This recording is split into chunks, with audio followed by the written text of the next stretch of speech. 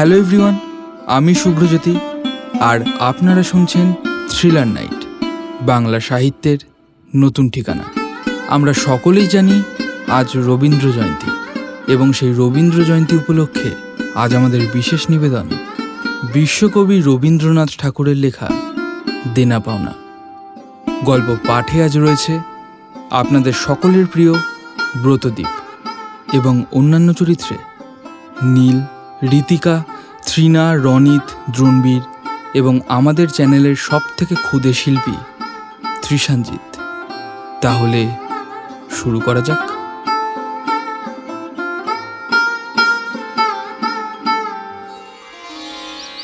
হরির মা, কই গো? শুনলাম নাকি তোমার মেয়ে হয়েছে। ঘরে লক্ষ্মী এইছে গো। দেখি দেখি, কি সুন্দর চাঁদপানা মুখ দেখো। চোখ দুটো দেখো, পদ্মের পাপড়ির মতো। ও যে আমার প্রাণের টুকরো গো, ফুটফুটে চাঁদের জ্যোৎস্নার মতো গায়ের রং। ওর নাম রাখলাম নিরুপমা। 5 ছেলের পর যখন এক মেয়ে হলো, তখন তার বাপ মা অনেক আদর করে তার নাম রাখলেন নিরুপমা। এখন নিরুপমার বিয়ের প্রস্তাব চলছে। তার বাবা রামসুন্দর মিত্র অনেক খোঁজ করছেন, কিন্তু পাত্র কিছুতেই মনের মতো হচ্ছে না। অবশেষে এক রায় বাহাদুরের ঘরের একমাত্র ছেলেকে খুঁজে বের করেছেন। ছেলেটা ভালো, অনেক পড়াশোনা জানে। কিন্তু বাবা, ওরা যে অনেক বড় ঘর, আমাদের নিরু ওদের সাথে মানিয়ে নিতে পারবে? পারবে রে, পারবে। আমার নিরু হলো গিয়ে লক্ষ্মী মেয়ে, ওদের ওখানে গিয়ে খুব ভালো থাকবে, দেখিস। কিন্তু বাবা, ওরা যে 10,000 টাকা পণ এবং অনেক দান সামগ্রী চেয়ে বসলো, আর তুমিও কোনো কিছু বিবেচনা না করে তাতেই রাজি হলে। কিভাবে জোগাড় করবে ওই সব? একবারও ভেবে দেখেছো কি? রাজি না হয়ে কি করতাম বলতো? অমন পাত্র কোনো মতে হাতছাড়া করা যায় না। যেভাবে হোক টাকা পয়সা জোগাড় করতে হবে। বাধা দিয়ে বিক্রি করে অনেক চেষ্টাতেও 1,600-7 বাকি রইল। এদিকে বিয়ের দিন উপস্থিত। বিয়ের সভায় একটা তুমুল গোলযোগ বেঁধে গেল। না না, যারা কথার দাম রাখতে পারে না তাদের ঘরের মেয়েকে আমি আমার বাড়িতে নিয়ে যাব না, কিছুতেই না। এরকম করবেন না কর্তা। আমি যেটুকু জোগাড় করতে পেরেছি সেটুকু আপনি রাখুন, বাকিটুকু আমি খুব শিগগিরই জোগাড় করে আপনার বাড়িতে নিয়ে আসব, এই আমি কথা দিচ্ছি। না না, কিছুতেই না, কিছুতেই না। যে টাকার কথা হয়েছিল সেই টাকা না পেলে এই বিয়ে কিছুতেই হবে না। 1 টাকাও কম আমি নেব না। শুভ কার্যটা সম্পন্ন হয়ে যাক, আমি নিশ্চয়ই টাকাটা শোধ করে দেব। দয়া করে বিয়েটা বন্ধ করে দেবেন না কর্তা, বিয়েটা বন্ধ করে দেবেন না দয়া করে, আমার মেয়েটার কপালটা ফুরবে। না না, কিছুতেই না। টাকা হাতে না পেলে বর সভাস্ত করা যাবে না। ওমা, সে কি গো? কি হবে এখন? মেয়ের লগ্নভ্রষ্ট হবে। কেঁদো না, কেঁদো না নিরুর মা, কেঁদো না। এত সুন্দর মেয়ের এই কি দশা! কপালের লিখন কে আর খণ্ডাবে বলো? কেঁদো না। এই নিরু কোথায়? ওর কাছে কেউ যা, দেখ দেখ ও কি করছে, দেখ। এই দুর্ঘটনায় ভিতর মহলে একটা কান্নার রোল পড়ে গেল। এই গুরুতর বিপদের যে মূল কারণ, সে ছেলি পরে, গয়না পরে, কপালে চন্দন লেপে চুপ করে বসে আছে। এর মধ্যে একটা সুবিধা হলো, বর সহসা তার বাবার অবাধ্য হয়ে উঠল। কেনা বেচা দরদামের কথা আমি বুঝি না, বিয়ে করতে এসেছি, বিয়ে করে যাব। কি বলছিস কি তুই? বরপণের টাকা না দিলে এই বিয়ে হবে কি করে? এরা যে ঠক, জোচ্চোর, কথা দিয়ে কথার দাম রাখেনি। আমাদের অনেক আছে বাবা, 2 টাকা কম পেলে আর কোনো ক্ষতি হবে না। আমি এই বিয়ে করব। তুই তাহলে আমার কথা শুনবি না, তাই তো? না। দেখেছেন মশাই, দেখেছেন আজকালকার ছেলেদের ব্যবহার কিরকম হয় দাঁড়িয়েছে? গুরুজনদের কথা শোনা তো দূরের কথা, মুখে মুখে তর্ক করছে। শাস্ত্র শিক্ষা, নীতি শিক্ষা একেবারেই নেই কাজেই। বর্তমান শিক্ষার বিষময় ফল নিজের সন্তানের মধ্যে প্রত্যক্ষ করে রায়বাহাদুর হতোদ্যম হয়ে বসে রইলেন। বিয়ে এক প্রকার বিষণ্ণ নিরানন্দভাবে সম্পন্ন হয়ে গেল। হ্যাঁ রে, তাড়াতাড়ি কর, লগ্ন যে বয়ে গেল। চক্রবর্তী মশাই আসুন আসুন, এদিকে আসুন। তা গিন্নিমা ভালো আছেন? আরে ও মালতীর মা, মালতী কোথায় গো? আরে আসো আসো, এদিকে আসো। ওনাকে জানতে হবে। এই তো ভাজা হয়ে গেছে তো, মাথা ঘুরান। এই তো আর একটু এই তো ফার্স্ট ব্যাচ বসে গেছে। এই তো ফার্স্ট ব্যাচ বসে গেছে। শ্বশুরবাড়ি যাওয়ার সময় নিরুপমাকে বুকে টেনে নিয়ে বাপ আর চোখের জল ধরে রাখতে পারলেন না। নিরু, মারে সাবধানে থাকিস রে মা, সাবধানে থাকিস। আবার কবে যে তোকে দেখতে পাবো তা তো জানি নে, সাবধানে থাকিস। তারা কি আর আমাকে আসতে দেবে না বাবা? কেন আসতে দেবে না রে মা, কেন আসতে দেবে না? আমি তোকে নিয়ে আসবো, হ্যাঁ আমি তোকে নিয়ে আসবো।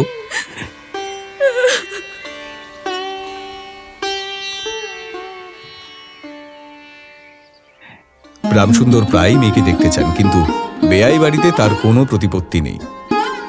একবার মেয়েটাকে দেখতে এলুম, একটু দেখে দেবেন? না না, আজ হবে না, সে ব্যস্ত আছে, পরে আসুন।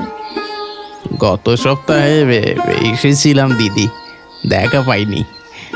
আজ অন্তত একবারটি দেখে দিন, একবার দেখেই চলে যাব। না না, বললাম তো হবে না, যান যান, বাড়ি যান। মেয়ের দেখা না পেয়ে ফিরে যান রামসুন্দর। কুটুম বাড়ি রোজ রোজ এমন করে অপমান তো আর সহ্য করা যায় না। না, যেমন করে হোক টাকাটা জোগাড় করতে হবে। কিন্তু যে ঋণ কাঁধে চেপেছে তারই ভার যে সামলানো যাচ্ছে না। সংসার খরচে টানাটানি পড়ছে, পাওনাদারদের চোখ এড়াবার জন্য রোজ রোজ পালিয়ে বেড়াতে হচ্ছে। ঈশ্বর প্রভু, একটা রাস্তা দেখাও, একটা রাস্তা দেখাও।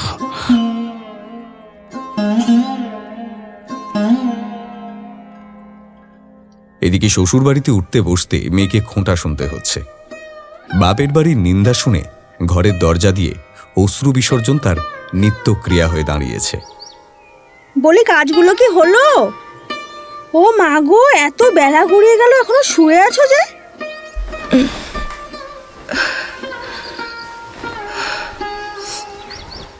শরীরটা ভালো না মা, রাত থেকেই জ্বর।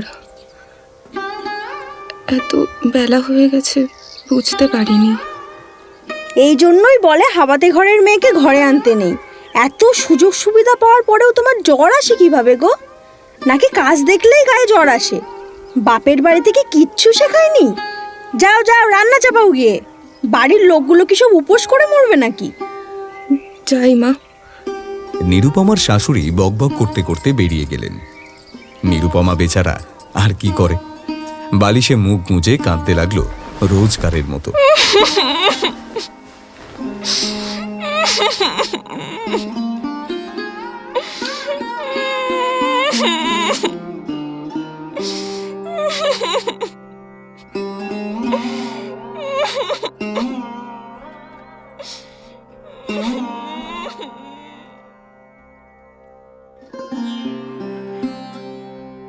সারাদিন অক্লান্ত কাজের পরেও শাশুড়ির আক্রোশ আর কিছুতেই মেটে না।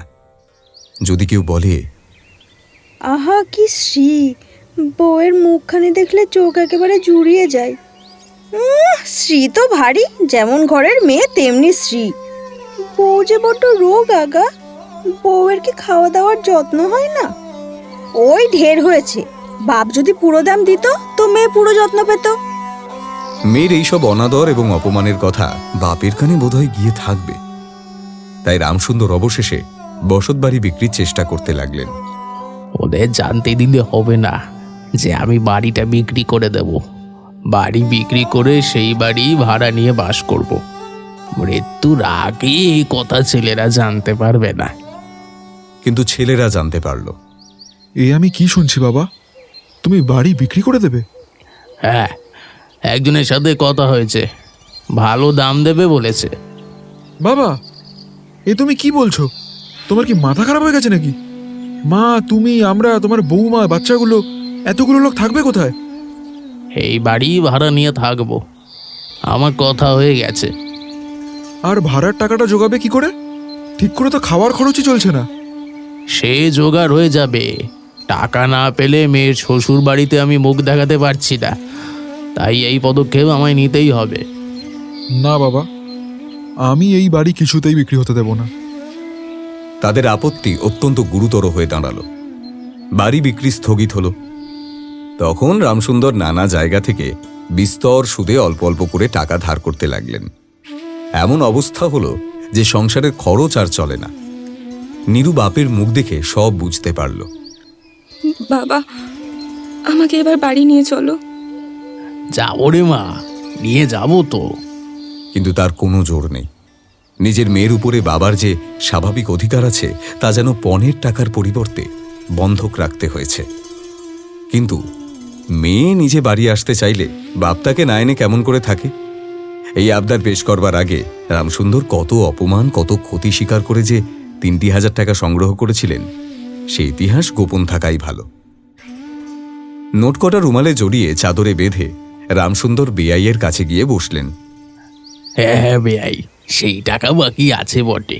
রোজই মনে করি যাচ্ছি হাতে করে কিছু নিয়ে যাই, কিন্তু সময়কালে আর মনে থাকে না। আর ভাই, বুড়ো হয়ে পড়েছি তো। রামসুন্দর পাজরে 3টি অস্থির মতো সেই 3টি নোট যেন অতি সহজে, অতি অবহেলায় বের করলেন। থাক থাক, ওতে আমার কাজ নেই। অযথা ছুঁচো মেরে হাত গন্ধ করতে আমি চাই না। বলছিলাম, মেয়েটাকে যদি একবার বাড়ি নিয়ে যেতে পারি। ওর মা কদিন ধরেই মেয়েটার কথা খুব বলছে। সে এখন হচ্ছে না। রায়বাহাদুর ভিতরে চলে গেলেন। রামসুন্দর মেয়ের কাছে মুখ না দেখিয়ে কাঁপা হাতে কয়েকটা নোট চাদরের প্রান্তে বেঁধে বাড়ি ফিরে গেলেন। মনে মনে প্রতিজ্ঞা করলেন, যতদিন না সমস্ত টাকা শোধ করে দিতে পারি, অসংকোচে মেয়ের ওপরে দাবি করতে পারি, ততদিন আমি এই বাড়িতে আসবো না। এই বাড়ির ছায়া মারাবো না আমি।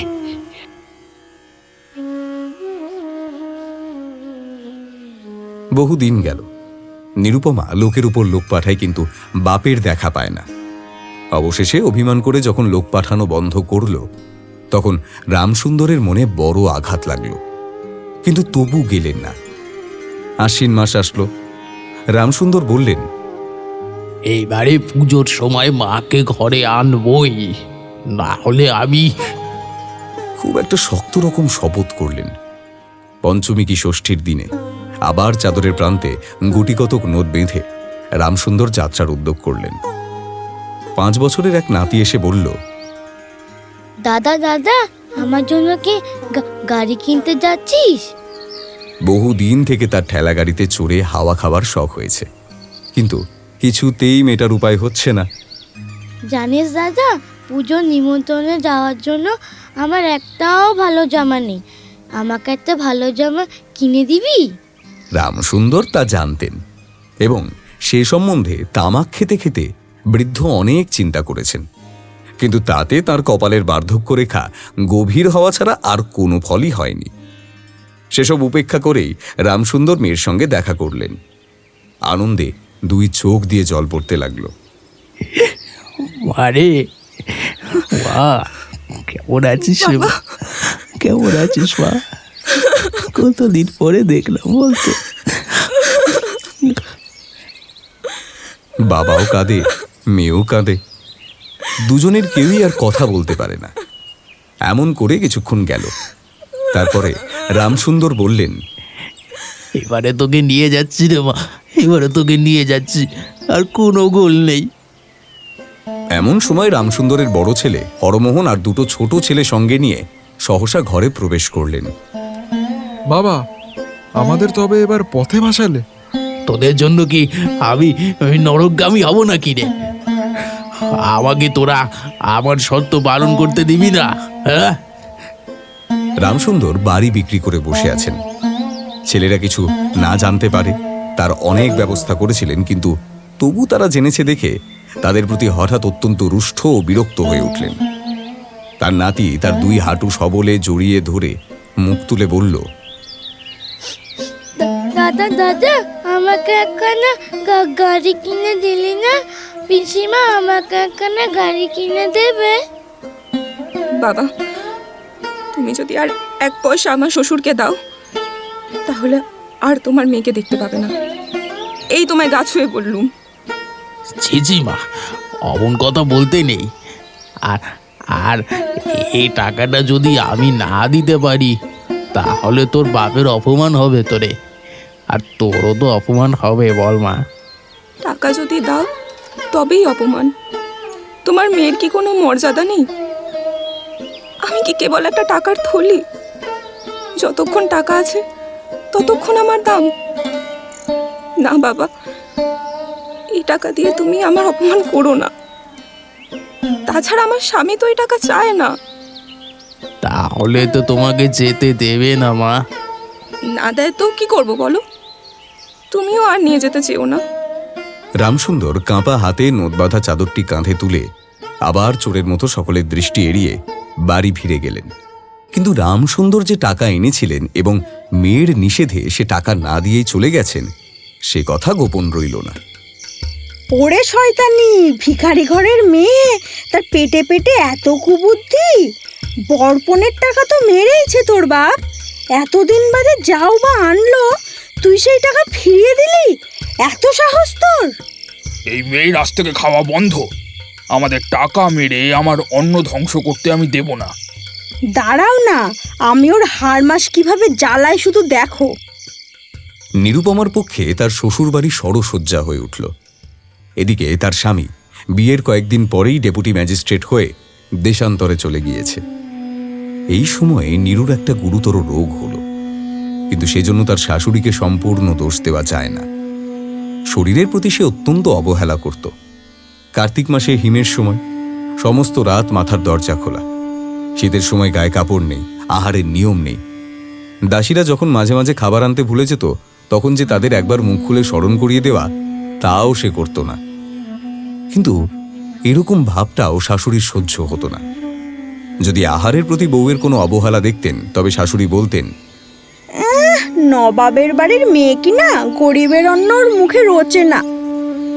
কখনো বা বলতেন, দেখো না একবার ছিঁড়ি হচ্ছে, দেখো না, দিনে দিনে যেন পোড়া কাঠ হয়ে যাচ্ছে।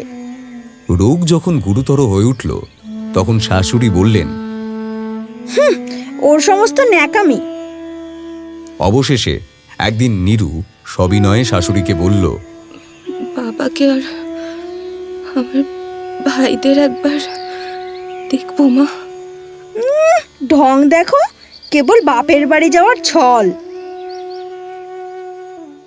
যেদিন সন্ধ্যার সময় নীরুর শ্বাস উপস্থিত হলো সেদিন প্রথম ডাক্তার দেখল এবং সেই দিন ডাক্তারের দেখা শেষ হলো।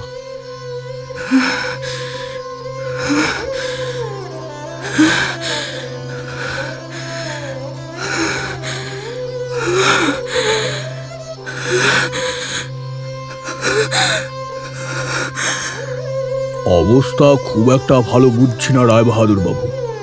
অনিয়ম করে করে তো ঘোরতর রোগ বাঁধিয়েছে, এ ব্যামো সারবে না।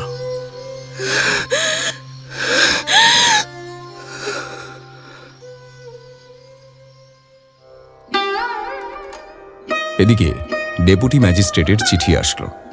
আমি এখানে সমস্ত বন্দোবস্ত করে নিয়েছি, অতএব অবিলম্বে আমার স্ত্রীকে এখানে পাঠাবে।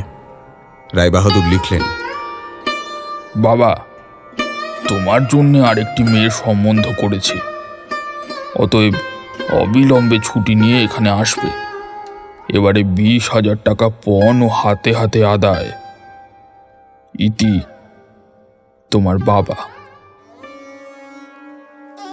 বাড়ির বড় বউ মরেছে। খুব ধুমধাম করে অন্ত্যেষ্টিক্রিয়া সম্পন্ন হলো। প্রতিমা বিসর্জনের সমারোহ সম্বন্ধে জেলার মধ্যে রায়চৌধুরীদের যেমন লোকবিখ্যাত প্রতিপত্তি আছে, বড় বউয়ের সৎকার সম্বন্ধে রায়বাহাদুরদের তেমন একটা খ্যাতি রটে গেল। এমন চন্দন কাঠের চিতা এই মুলুকে কেউ কখনো দেখেনি। এমন ঘটা করে শ্রাদ্ধ কেবল রায়বাহাদুরদের বাড়িতেই সম্ভব এবং শোনা যায় এতে তাঁদের কিঞ্চিত ঋণ হয়েছিল। রামসুন্দরকে সান্ত্বনা দেবার সময় তার মেয়ের যে কিরকম মহাসমারোহে মৃত্যু হয়েছে সকলেই তার বহুল বর্ণনা করল।